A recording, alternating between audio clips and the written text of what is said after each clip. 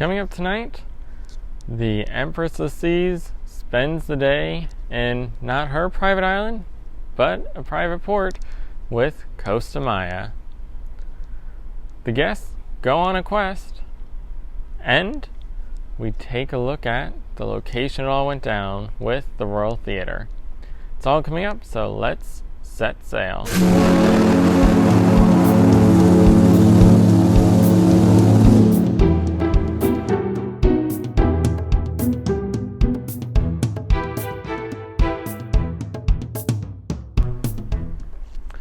Welcome to day 4 of the cruise view from onboard the Empress of the Seas on this 7-night Western Caribbean sailing.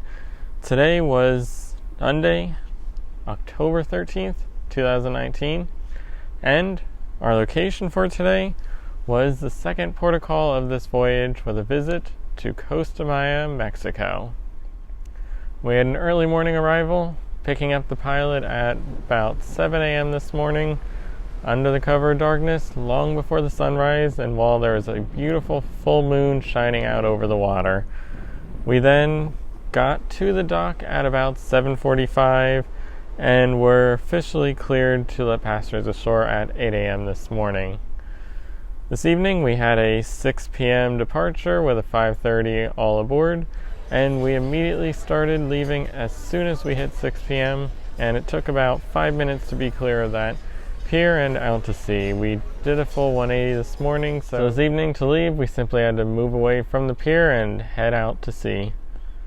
The port of Costa Maya has a huge pier that can support several ships, but there were no other ships in port with us today, and did not spot any ships this evening as we're sailing back to Cozumel for tomorrow. For the weather, we had a very mixed weather day. Started this morning, as I mentioned, with a beautiful sunrise at 6:42 a.m. It was exactly opposite of where that moon was setting over the ocean, and we saw that sunrise as we're getting ready to pull into dock this morning, and as soon as that sun came up, it instantly revealed several rainstorms around the ship, including over the island heading towards us. Once we're docked, the captain's official message contradicted the compass a little bit. The compass said cloudy conditions today. The captain, on the other hand, said pretty much any weather we could have it today. He said sun, cloud, chance of showers, and even a possible thunderstorm for today's forecast. And while I did not hear any thunderstorms, we did pretty much have the rest of it. This morning, as soon as we were docked, pretty much the moment the ship got cleared to let guests off, we had a heavy drencher of a storm come through the port, completely soaked the ship, and that continued on throughout the morning.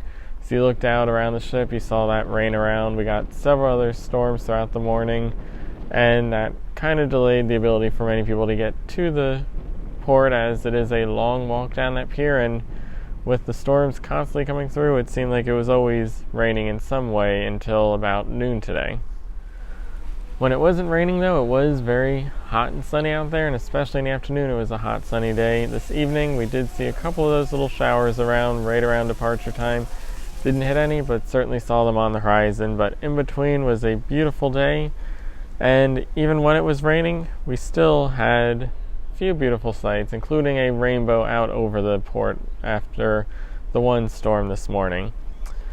The official listed high, according to the compass, was 86 degrees, and it felt slightly warmer than that, so it may have even hit up into the 90s.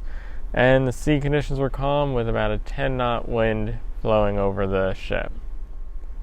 This evening now, for the first time, we can feel a little bit of movement in the ship, just a little rocking. Sitting here in the Royal Theater, you can see the curtains swaying the slightest bit, and every once in a while right now I can hear smallest of hull slaps.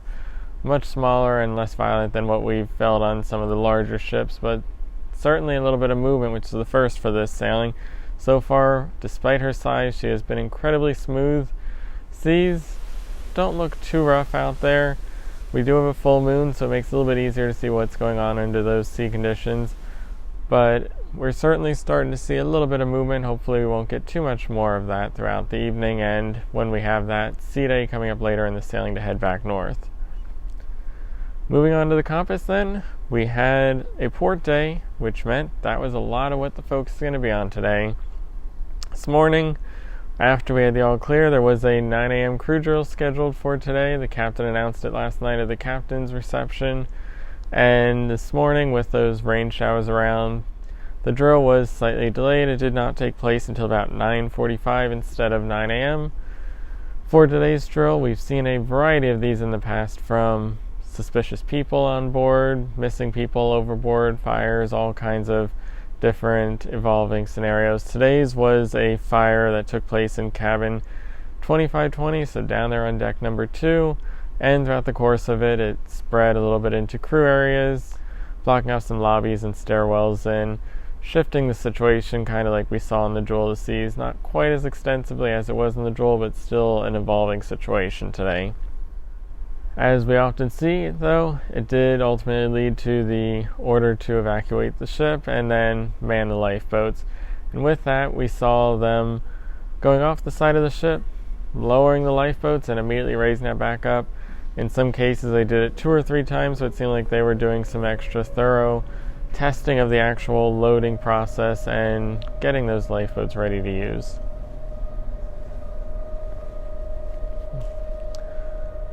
During that time, though, one more shower did come through and completely soak those drills as they were going through lowering those lifeboats. One of those showers just came right across the ocean, hit the ship, and really gave another soaking to everyone. But they seemed to continue those drills, and as I got off the ship at about 11 o'clock, they were releasing all the crew from the drill except for the lifeboat driver. So it seemed like I didn't see it, but they probably finally put those lifeboats fully in the water and let them do a little test run. But as I mentioned, 11 a.m. was when I finally got off the ship this morning, did some filming of the various venues on board, took advantage of the slightly emptier ship, and avoided that rainy weather today. When I got off the ship, it looked like we're in the clear. Couldn't see any rain around, but the moment we got off, a drizzle started. It was bright, sunny out there, but also drizzling at the same time. Not even sure where that cloud was, but it was drizzling as we saw much of the morning. But as soon as we made it down that pier, that seemed to clear up, and it got much, much hotter throughout the day. So getting to the actual port of call, this is a developed port. It is not a natural city or anything that we're docking at. It is a developed port specifically for the cruise ships. It was created by a company that operates several other ports, including the Dominican Republic, and they are going to continue to build more, because I believe they are the ones that partnered with Royal Caribbean recently to redevelop that Freeport, Bahamas port as well into something more exciting for the cruise guests. So with Costa Maya, there is a massive pier designed to handle the Oasis class ships and multiple ships at a time. So we were docked all the way at the end of it, and with that long walk, they did have a tram that could take you, so if you didn't want to make that walk, you just board that tram, take a ride down the pier. I walked. It took probably about 5 minutes. I'm not sure how long the tram took. It was probably only about a minute or two for those people to get down the pier, but that was an option for anyone not willing or able to make that walk. And they did only have one car, so there wasn't a lot of capacity, so certainly not enough to transport everybody back and forth. And then the majority of my time in the port was spent exploring it, looking at the entire site, all the different elements of it, and most importantly, filming and photographing it all to use in a complete port tour video that will be released to completely cover the Costa Maya cruise port.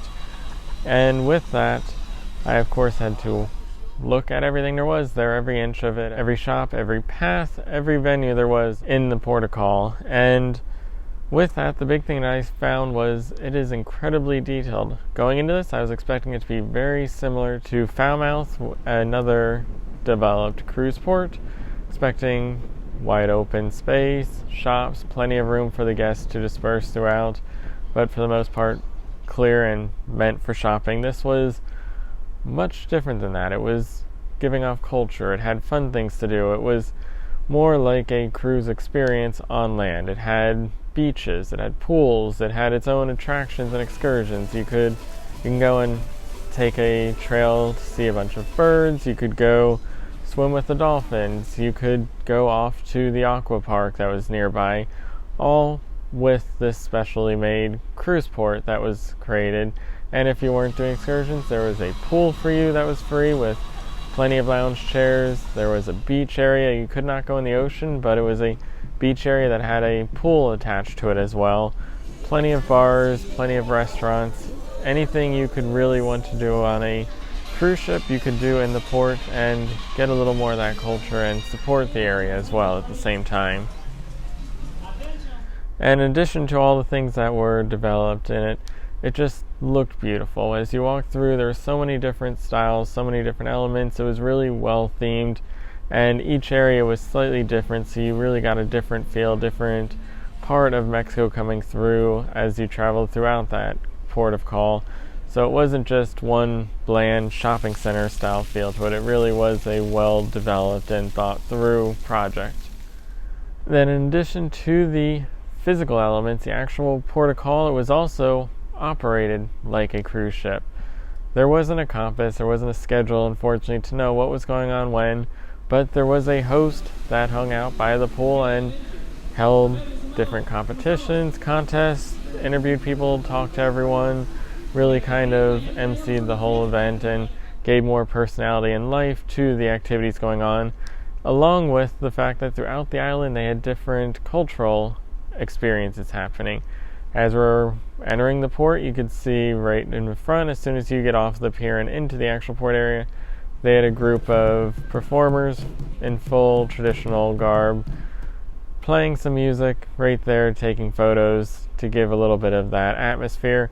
But even before we got into port, walking down the pier, we could see in the center of the port there's a giant tower. Not sure what the event was because we were not actually in the port, but still in the pier, and it was that high that we could see it. There were several people hanging from that tower, being spun around, looked like they were dressed as birds flying from that tower, and you could see that all the way from the ship. So that was certainly an incredible looking one. I was not in the port at the time, so I couldn't see exactly what it was or hear what it was about, but that was going on. And later in the day, there was a mention of the fact that the wrestling ring that is located in one of the restaurants is going to be used to put on a traditional Mexican wrestling match. So there are all kinds of activities going on throughout the area that are free, in addition to those paid excursions, and that really gives it a complete experience just like a ship. You've got places to eat, places to drink, you've got free things to do, you've got paid things to do. Anything you want you can find in that port. Pretty much you can go shopping. So it certainly is a complete cruise port experience for everybody, regardless what they want to do. You of course still have the option to spend the day on the ship, but with a place like that, it really is as appealing as the ship would be. And the most important thing today, we were the only ones there. That pier is huge, sports several ships. In total, with all the berths they have, they probably can handle at least 20,000 guests on a day. Today, we had one ship, the Grandeur. When you combine the crew and the guests, you had about 2,200 total passengers that could potentially choose to go enjoy that port. So we were only about 10% capacity, if even that, and that meant plenty of chairs, plenty of space for everybody throughout that port. And as you walked around, there were times it felt like there were far more employees in the area than there were guests, because the place is just so massive with so many different shops and areas to it, all employed by local people. Well, we didn't bring too many guests to the ship, but they still had the port fully up and running. So I spent a couple hours there. It was incredibly hot, so about 2 p.m. I decided to head back to the ship. Wanted to get some ice cream, cool off a bit, because it was very hot out there. You could duck into some of the stores and other places to cool off, but it really was, in general, an incredibly hot day. So I headed back at 2 o'clock. It was beautiful, sunny conditions at that time. Spent a little while exploring the ship again, getting lunch at the Windjammer, and then got ready for dinner, because 5:30 tonight we had dinner in the main dining room. Tonight, for the menu, I got as my starter a pairing of items. I got the goat cheese and tomato tart, an item I've had on a few other sailings. This one was not as good. The vegetables did not have as much variety. Usually there's some potatoes and other elements to it. It really was just a lot of zucchini to it and not much else. There wasn't enough sauce to really cover, and it was almost like an oilness to it, so it was like a different kind of sauce than we've traditionally seen. And even the actual tart itself was very flaky, almost croissant-like, so it didn't absorb, didn't mix with the stuff well, so it really wasn't as good a dish as we've seen some of the other ones. But I got 2 starters, as I mentioned. I also got the roasted corn soup, and that one tasted just like it has on many other ships. It's a very similar one to that pepper soup from the other night, except without that added kick to it. And that was a delicious soup. I have not heard yet anything about a chilled soup on this sailing. I'm not sure if they have that alternate menu like we saw on the Ovation or not. But on the official menu, there have not been any chilled soups, only the hot soups up to this point. For my entree, I then went with one of the classic items, the spaghetti bolognese.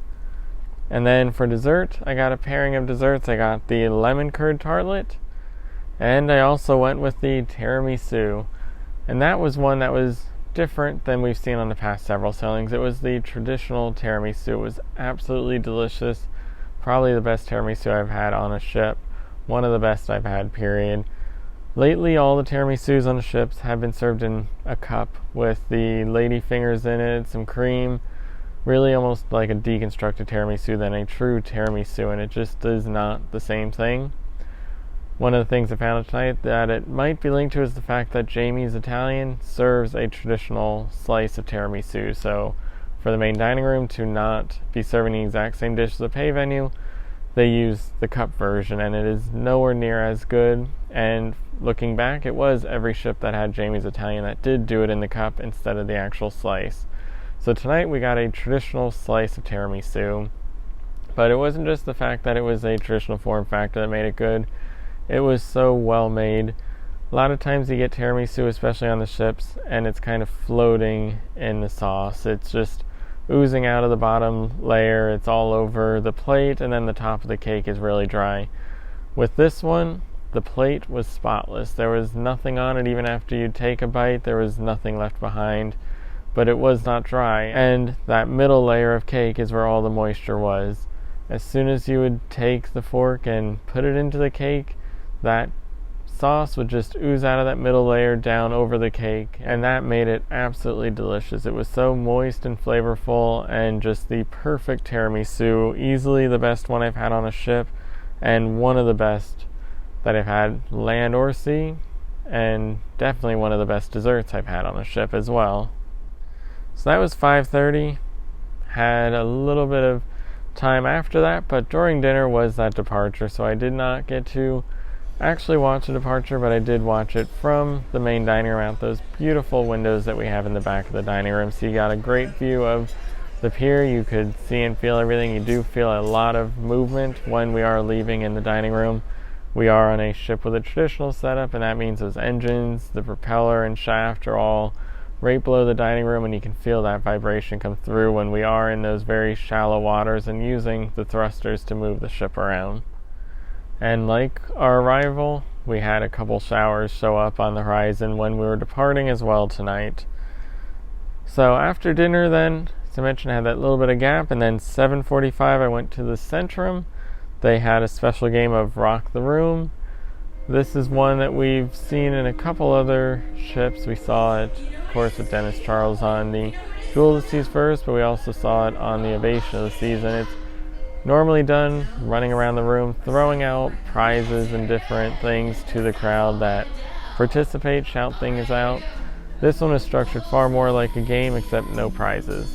So it was hosted by Casey with an iPod Nano on shuffle, going through different songs, and a microphone in the middle of the Centrum, so that the first guest that runs down there can give the artist and the name of the song, but there were no prizes involved. It was all about pride points, and that was certainly a departure from what we've seen this game kind of devolve to on other ships, where it really changed from a competitive game to a free-for-all of just liking music, getting everybody excited and energized, and throwing prizes out everywhere. This one, oddly enough, for a ship that really hasn't been structured around competition, remained very structured in its format.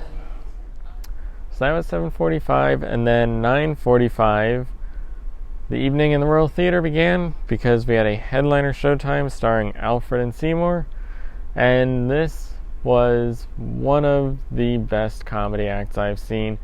Instead on the Ovation, we had the pair of comedians that came out that 2 comedians are so much better than just a single comedian. It's an exponential improvement, and that was the case tonight. They were incredibly hilarious. They clearly had a bit of a structure to their routine, but a lot of it really was about bantering with the audience. Anytime they spotted somebody coming in the theater or exiting the theater, they immediately jumped on it and started a whole string of jokes about it.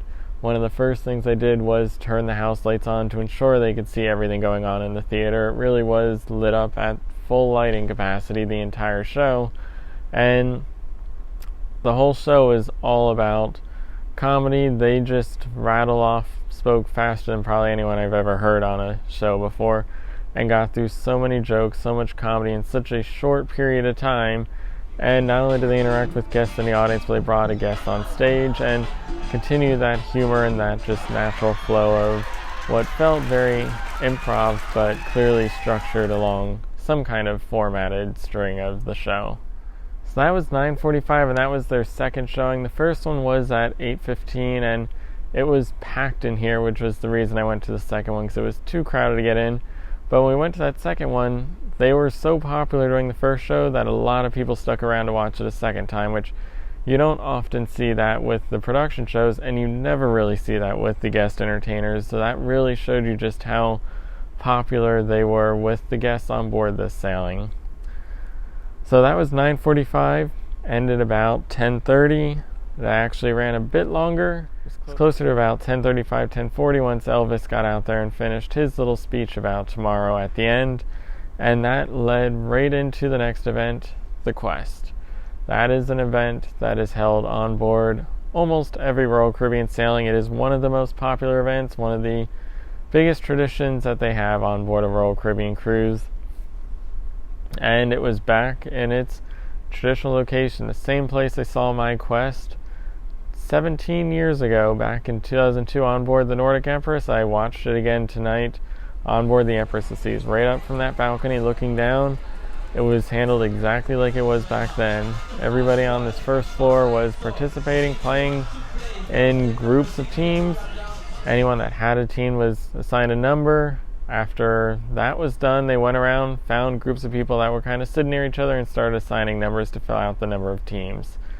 From above, you had a great view of the whole show. They did not have anyone up in the balcony participating. You had to be on this ground floor to participate.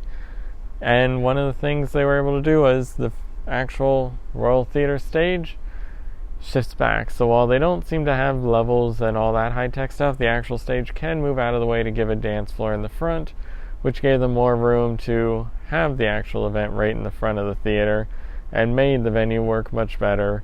Back in 2002, as far as I can remember, I don't remember the stage actually doing that. I believe it was held just throughout the seating. They would run around to the different areas. It was much more chaotic, where it was a little more like the Studio B structure or the 270 structure, where everybody's going to that central location right in the front where you got a clear floor to present everything that you have. And this was a slightly different Quest from the beginning. It was called Crazy Quest, and they had a whole new logo for it. They had a new intro video of all the safety precautions that you have to have, all the rules that are involved.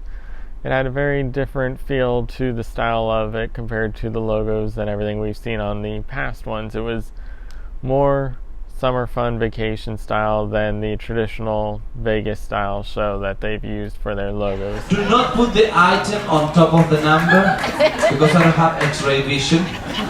Okay? As well. So, I do have very good eyes. As you can see, I don't wear glasses, so it's no need for any of you to come and do this. I like it. Here we go. You like it? No? Okay. Alright, okay, right here. Now, this is the last one and the most important one. Okay? This, my space. Any of you touch me, I'll touch you back. As far as the actual game, it was one of the funniest ones I've seen. This crowd on board this ship, different ship than we've seen before. It is a smaller, older ship, gets a different style audience, and it was an out-of-control audience tonight. It had the smallest cruise director staff I've ever seen. It was even smaller than the ones I've seen for the Grandeur of the Seas and the Jewel of the Seas. It featured just Casey keeping track of the score, Andy and Michael on either side of the dance floor, and Elvis in the middle calling out all of the challenges and the numbers as everybody ran up. So it was a very small group of people running the whole show, and the entire first floor is filled with people participating who went way overboard. We've seen many games of Quest that can get a little out of control. We've seen Abe Hughes even get picked up before, but we've never seen anything like tonight's game of the Quest. It really pushed the boundaries far beyond what we've seen in Quest. It was certainly in the adult-only area with multiple instances of nudity and stripping. It was by far the most adult-only certified game of the Quest that I've seen across any of the sailings I've been on. And it was certainly a crowd pleaser. Everybody in the room was having a blast with it, and it was rapid fire. There were no breaks, no dance moments, no intermissions, no little comedy videos. It was challenge after challenge after challenge. I'm not even sure how many challenges there were, because it just seemed like there was a new one coming every minute. Alright, so what are you looking for? A lady doing the warm, a lady doing the warm, a lady doing the warm. The moment they were closing a quest, the next one was starting. So they got through a ton of challenges, some of the ones we've seen before, as well as a couple that were a little more unique or that were tricky phrases to how the quests were handed out in order to throw the teams a curveball. So that was 10:45. Because the previous show was delayed, it got started a little bit later, but it ultimately ended at about 11:30, so it was a little bit over half an hour, about 45 minutes nearly. And when that ended, pretty much everybody from here headed straight up to the Windjammer, and it was an absolutely packed Windjammer this evening for the late night snacks. So we often see that with the Quest. When it ends, everybody shifts to somewhere else, and tonight that was to eat. And up in that Windjammer, the atmosphere, the energy was just like down in the theater. Everybody was still on that Quest high. There was so much excitement and conversation going on. Everybody was still enjoying and talking about all the things that went down that nobody could believe happened. And that is when you know you have a good game of the Quest, when it does not end when the game ends, but the conversations, the stories, that excitement continues beyond that venue and throughout the ship later on. So that about ended the compass for tonight. There's a couple bands playing throughout the venues on the ship, including the pool band who's playing up in Boleros right now. And they're slightly different than a traditional reggae pool band. They play a variety of traditional songs as well, so that is a little bit of a twist with the pool band in Boleros compared to the Latin band that's been there the past several nights of this sailing. But now, pretty much ship's starting to go to sleep. Venues are always empty around the ship. Even this evening, the venues did not fill up. It seems like we always have plenty of space, as I mentioned yesterday. But that about wraps it up for the Compass today. And going on to our interview, we are not going to have one tonight. We'll have one back again tomorrow, but with Costa Maya, there's a little more to discuss today than some of the other days. We do have a venue tour for tonight. We're going to talk about the venue that I'm in right now, the Royal Theatre.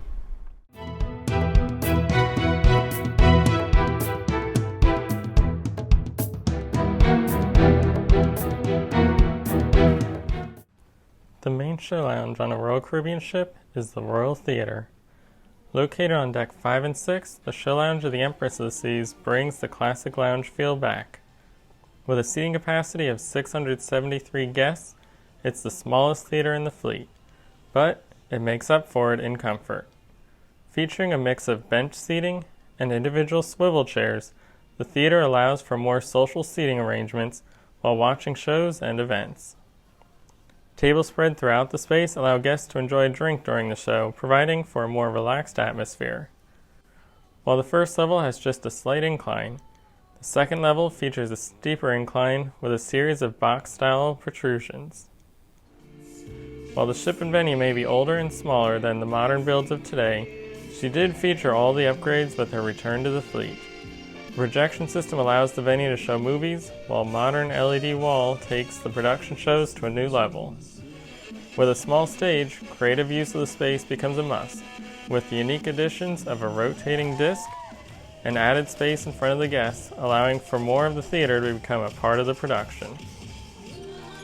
Featuring the latest franchise that Royal Caribbean offers with a production of Sequins and Feathers, this old ship blends with the modern world. So it is certainly a unique one, and it made that Game of the Quest possible in this venue. We haven't seen the Quest in any other theater. On the Grandeur of the Seas, Jewel of the Seas, they held it in the lounge rather than the theater. On the larger ships, they hold it in Studio B instead, and even the Quantum class uses 270. So this is one of the few ships that uses the main Royal Theater for their Game of the Quest, and it only works because of the unique way this lounge is set up. So tonight we are sailing on our way to Cozumel. We'll be there bright and early tomorrow morning. We have not changed our clocks at all. We are staying on East Coast time the entire sailing, and we are arriving at 7 a.m. We should be docked and cleared. So it is a very early morning tomorrow. Be sure to come back tomorrow to hear all about Cozumel and what went on tomorrow on board the Empress of the Seas. But for now, I'm Picone. Thanks for watching, and stay tuned for the links.